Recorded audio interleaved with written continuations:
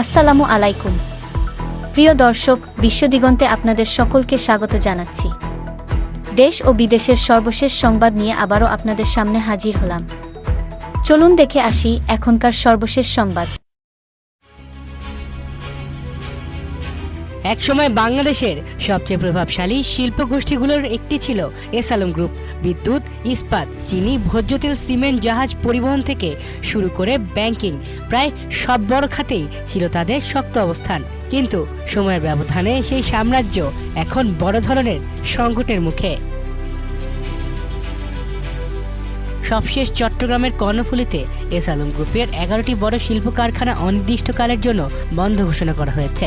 এর ফলে চাকরি হারিয়েছেন প্রায় 10,000 কর্মকর্তা, কর্মচারী ও শ্রমিক। প্রশ্ন উঠেছে, তাহলে কি সত্যি ব্যবসা গুটিয়ে নিচ্ছে এস আলম গ্রুপ?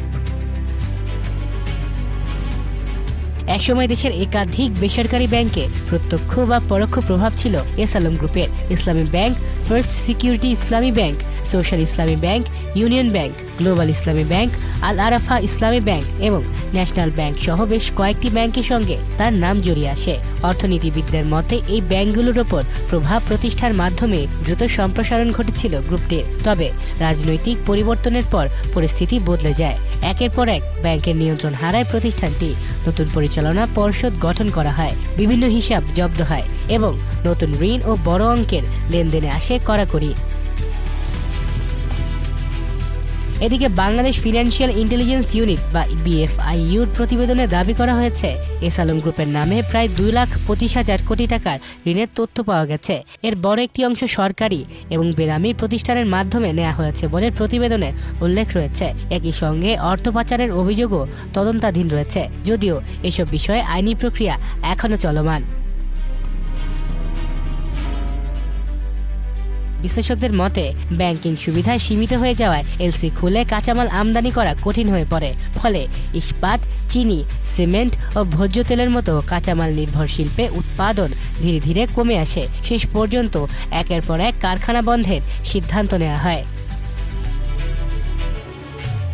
বন্ধ হওয়া প্রতিষ্ঠানগুলোর মধ্যে রয়েছে S Alam refined sugar, S Alam steel, S Alam cold roll steels, Infinity CR strips, Chemon Ispat, Galco steel, S Alam cement, S Alam vegetable oil এবং আরও কয়েকটি শিল্প unit. S Alam refined sugar ইন্ডাস্ট্রিজের ডিজিএম রফিকুল ইসলাম বলেছেন, কয়েক মাস ধরে উৎপাদন বন্ধ ছিল, শ্রমিকদের বেতন ভাতা দেওয়া সম্ভব হচ্ছিল না, তাই কর্তৃপক্ষ 11টি কারখানা বন্ধ করার সিদ্ধান্ত নিয়েছে। প্রতিষ্ঠানটির এক কর্মকর্তার দাবি, শুধু রিফাইন্ড সুগার কারখানাতে স্থায়ী অস্থায়ী মিলিয়ে প্রায় 700 জন কর্মী ছিলেন, আর সব মিলিয়ে প্রায় 10,000 শ্রমিক কর্মচারী এখন কারখানায় কর্মরত ছিলেন। কারখানা বন্ধ হওয়ায় তারা এখন অনিশ্চয়তার মধ্যে পড়েছেন। ট্রান্সপারেন্সি ইন্টারন্যাশনাল বাংলাদেশের নির্বাহী পরিচালক ডক্টর ইফতেখারুজ্জামান মনে করেন, এই সংকটকে শুধু ব্যবসায়িক সংকট হিসেবে দেখলে হবে না। তার ভাষায় এটি একটি কৌশলগত ব্যবসায়িক অবস্থান পরিবর্তনের অংশ হতে পারে। তার এই মন্তব্য তার নিজস্ব বিশ্লেষণ ও মতামত।